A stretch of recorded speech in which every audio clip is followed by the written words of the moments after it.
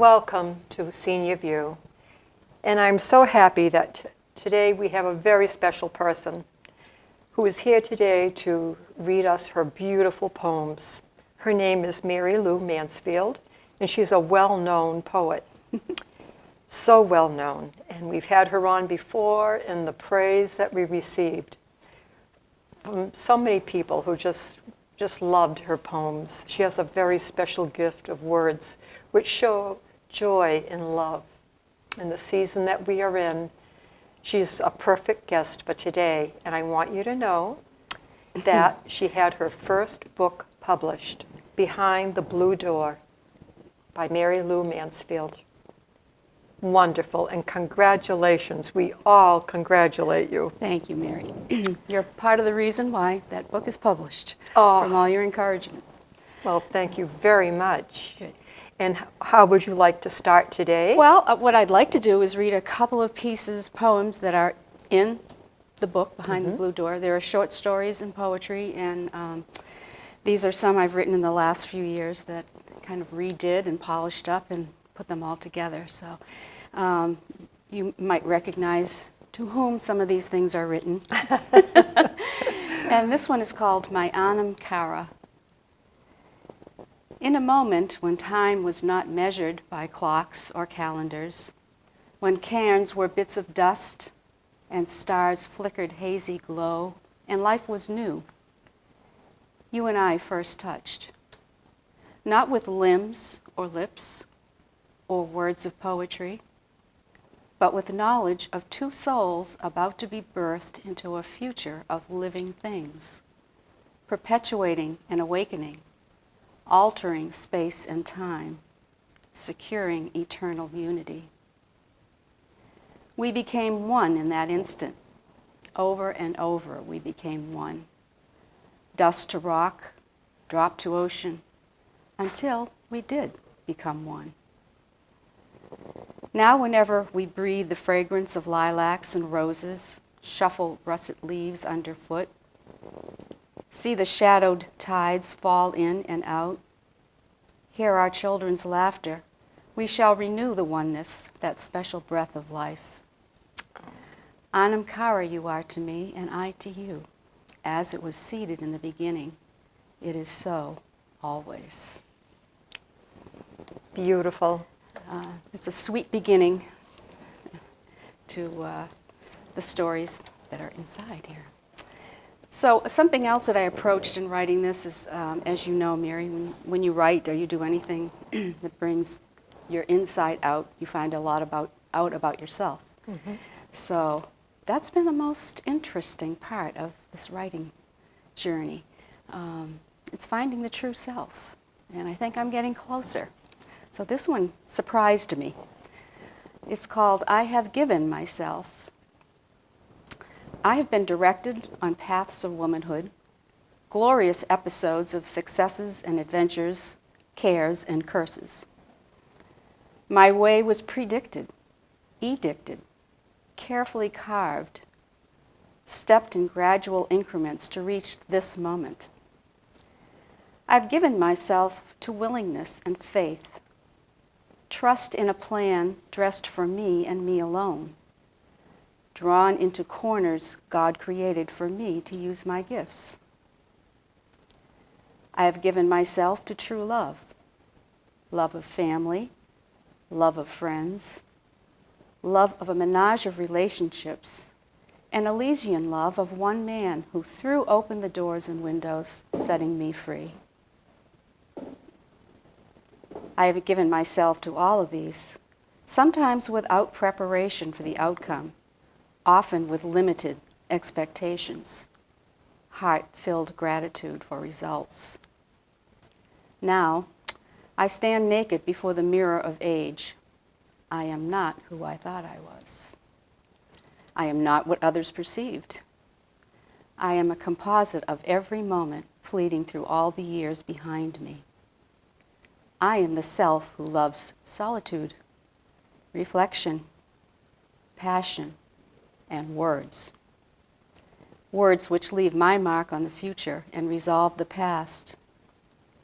I am who I am, and not disappointed.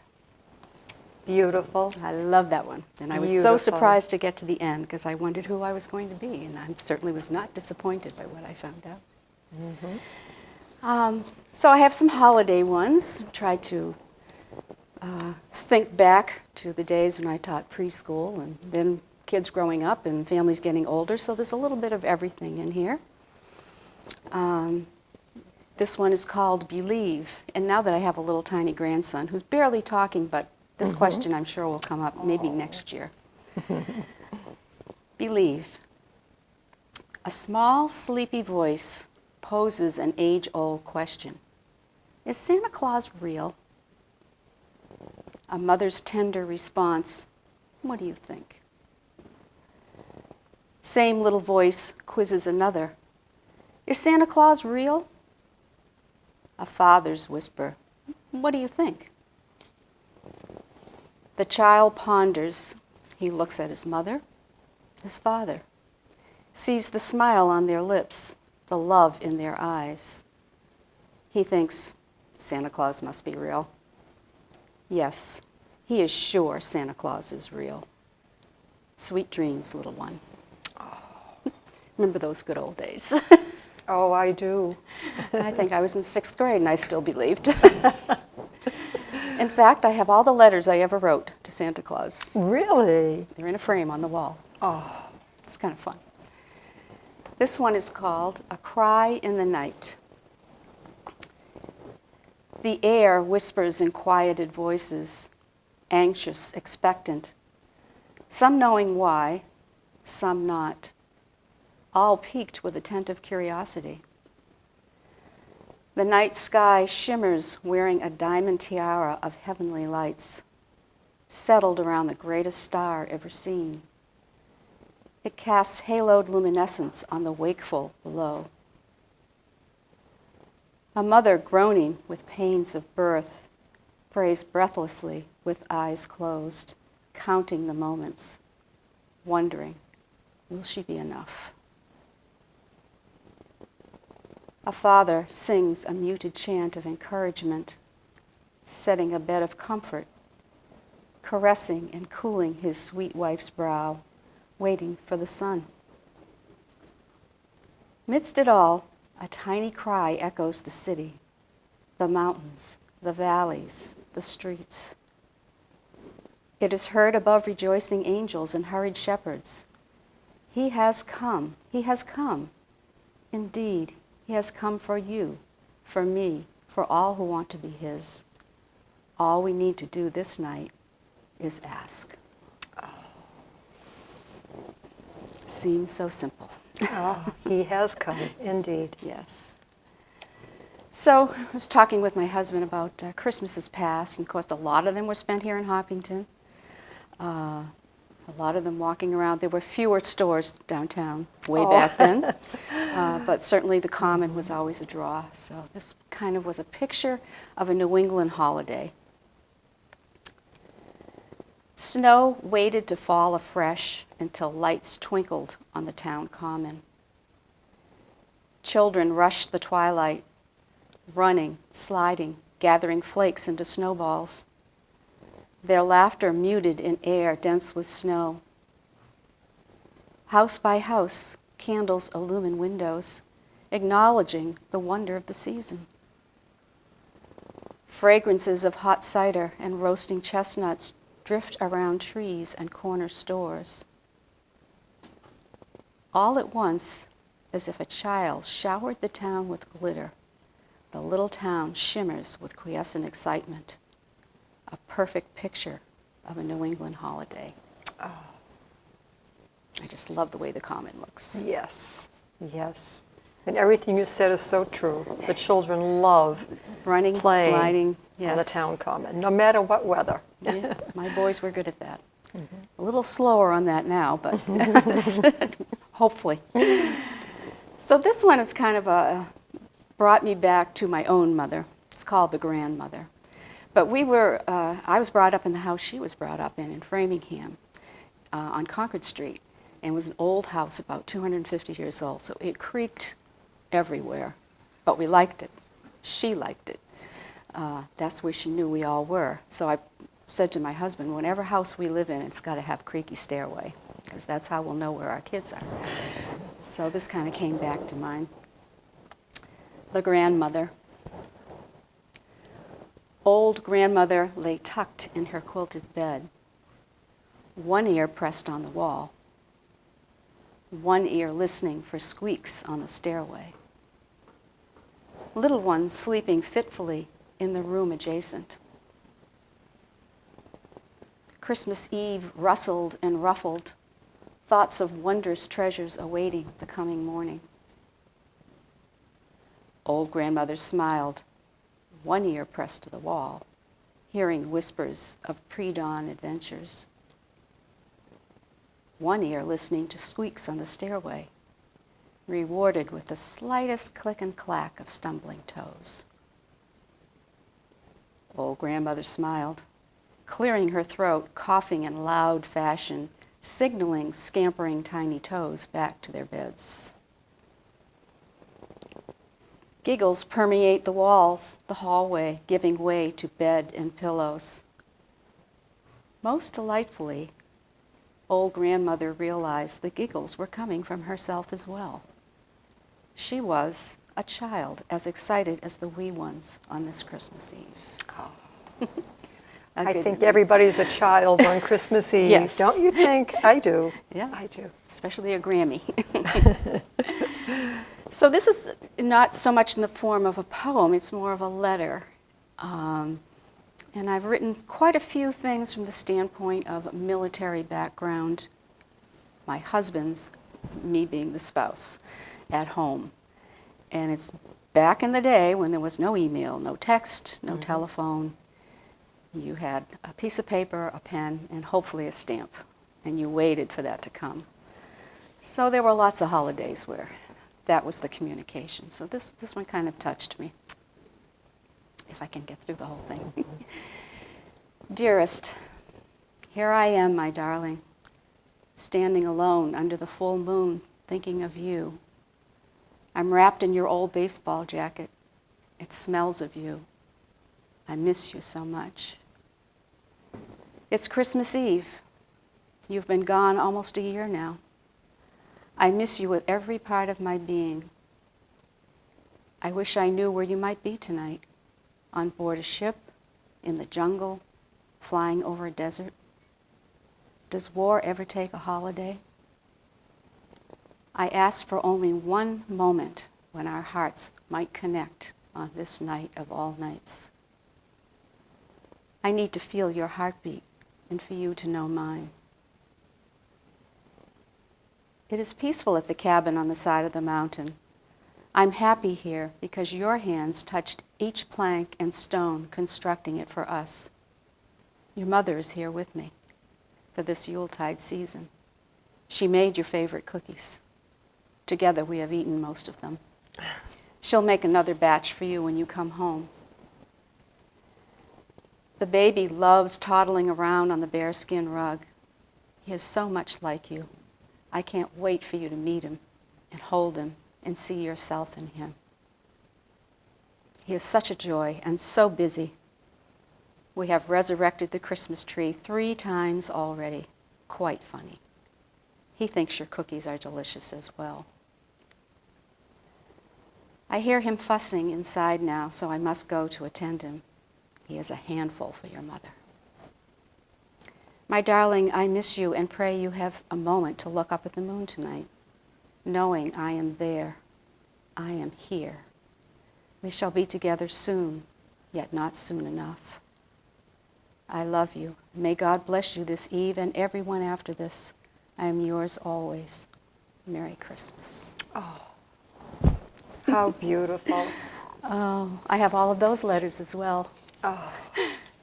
Many that we wrote back and forth. And I was telling my mother-in-law today that one of my fondest memories is the mailman whose name I never had would always walk way up the hill to our driveway whether he had mail for me or not, because he knew there was a letter that I was posting to send to Rick, and he would come anyway. Mm-hmm. And that was the only exchange we ever had. I was thinking I should find out. It's many years ago. So this one's called the Snow Globe. I have a snow globe that I got as a present from a preschooler years ago, and I have it out all the time. It's very captivating. Snow globe. They're all captured, every one, kept in a glass globe, swimming in sparkled water, bursting, settling, bursting again. All my memories bonded by years of sweet thoughts and remembrances. All fresh faces urging me onward to success and happiness. So some are no longer with me, the memories or the people. I cannot touch or talk or see or walk with my beloveds as I might like. When I shake the globe, hold it in my hands, sense its shape and its wholeness, its energy, I feel them. My people, my thoughts, their warmth and encouragements, their love for me. All is well, and I know I am not alone. Beautiful. It's a nice way to remember people. So this, we have a little manger scene on our mantelpiece that's very small, but it's there all year. Because I don't put anything away, Mary. I don't throw anything away I understand. Oh. I understand. So this is how I have all my little things that spark my interest. So it's called True Harmony. Strange how one moment can change everything. One moment when sound is sucked from existence. Extraneous distractions scatter in the wind. Heart becomes focused on the greatest love of all time. The infant, birthed from promises kept, brings truth and healing to a broken world. Hands raised to the heavens in thanks, acknowledging the time has come. That time remains forever if welcomed into one's heart. I leave the babe in the manger after celebrating Christmas. It is a visual reminder of the tiniest being who obeyed his father, came into the world, and changed it, leaving it a better place. Beautiful. Oh, Mary. Again, as simple as that. And as complex as everything. So this one is called, this is Holiday Reflections. And I'm wondering if anyone in the audience has had this experience. I would like to know sometime. It's rather eerie, and it's happened to me 2 or 3 times in the last years. Might be a foreshadowing of something, I don't know. But Holiday Reflections. The moment takes me back. My heart is warmed. In a crowded mall, I glance through a store window, pondering gifts displayed. Glassy eyes stare back at me. They could be my eyes. They should be mine. But they are hers. The one from whom I came, the one whose likeness I share. I reach my hand to her. A hand reflectively reaches to me. I wish to touch her cheek one more time. She seems to want the same. One more kiss on a Christmas morning. One more moment to say I love you. I sigh, walk on, hoping she knows my heart. Oh, Mary Lou. But I've seen my mother in more windows. It's fascinating. And yet I don't think I look like her that much, but I must. To my children, beware. I can understand. You know, the older you get, the more precious these memories are of the past. Yes. And it's almost like they're happening now. And you feel the love in your heart, peace. Yes. The peace. We feel so close to each other. Yeah. Even though they've been gone for many, It's many, not many a years. sadness anymore. It's No. not a grieving. It's just fulfilling Yes. that little piece that might have been missing or that you would like to have filled. by that Yes. person who usually did it. Yeah, So, life is a journey. yes. Let's see. I'll go to, oh, this was a fun one to write. It sort of reminded me to do something nice for someone this holiday season. Someone you don't know even. Just pay something forward. Simple as that, without making comment about it. It's called Frosty Window. Tiny nose presses against frosty window. Chilled breath fogs the glass. Small child dreams of things she never had. Smells of baked sweets and candy swirl as the door to the patisserie opens and closes midst last-minute shoppers. Lights dim, people disperse. Holiday spirit snuggles. A tiny nose remains placed on the window. Proprietors wipe the counters, pour hot chocolate, stir with a candy cane, settle for an end-of-the-day treat. The face in the window captures their attention. Door opens. Warm hands lift the small child over the threshold into the stead of dreams. Sit, child. Warm yourself with drink. Sweeten your heart with peppermint and chocolate. Smiles become tender. Spirit of Christmas infuses three souls with love, peace, sense of belonging. All because of a tiny nose on a frosty window. Merry Christmas. Oh, beautiful, beautiful. Good. Do you have? When did you start writing?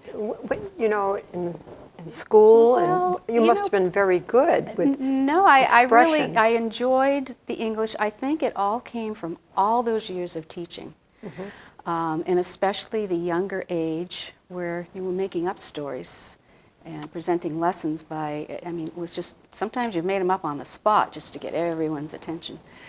I think that's what started some of that, but it started out more of sitting down and actually writing words were more of a rant, you know, things that were bothering me, things I needed to take care of, and I thought, I'll never be able to write poetry.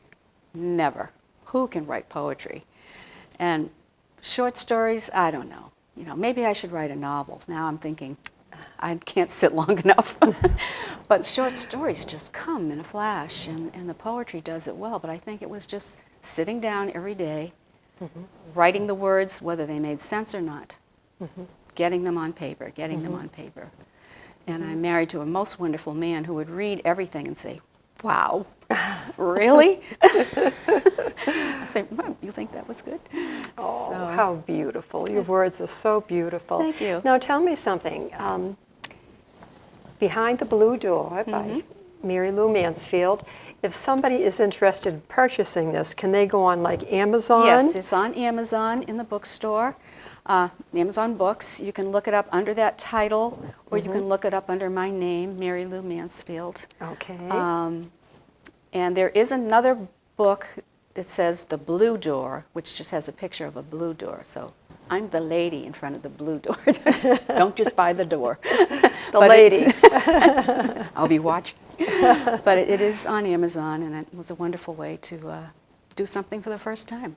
Oh, how wonderful. How Good. wonderful. And your words are in the book, too, because you wrote something for me to put in there. Really? So you are in the book. I'm in the book. Oh, I thank you so much. We have 2 minutes left. Would you like to read one more? I can. I can read one more called Shadows in December. And this one I just wrote last week because we got rid of the pumpkin and the things that are starting to fall apart in the house. But Shadows in December. Shadows of a crispy fall, warm fall, begin to slice toward the chill of winter. An old orange pumpkin melts into himself, soaking within the garden floor. His colorful time has come and gone. Vestiges slip corners, wrangling the tip of winter's newness. One small candle in a cottage window multiplies, illuminating the dunes and valley. The tall tree comes to life, adorned with lights and ribbons and family treasures. Menorahs count the days of celebration. Families gather, large and small, to share love and peace and memories. Marking another year, we assemble, growing a bit older, relishing life together. Oh, so beautiful. Thank you, Mary. So beautiful. Your children just must love listening to what you have written. Well, I'm not sure, but they're going to have to start. I will have them as a captive audience on Christmas, so I'll make sure. Yes, and just think someday, 50 years from now Yeah. or whatever, your grandchildren, Yeah. what a gift. Yes. You're leaving this all behind for them. Yeah. I told To them have. they'll probably make a fortune off of it, and I'll never know. No, but it is. I'm glad to have. I'm pleased to have it all in one book. Okay. And Thank you so much, Mary Thank you, Lou. Mary. It was a And I pleasure. hope that you have enjoyed this, her beautiful words and thoughts, because they will fill your heart. Thank you for watching, and you have a good night.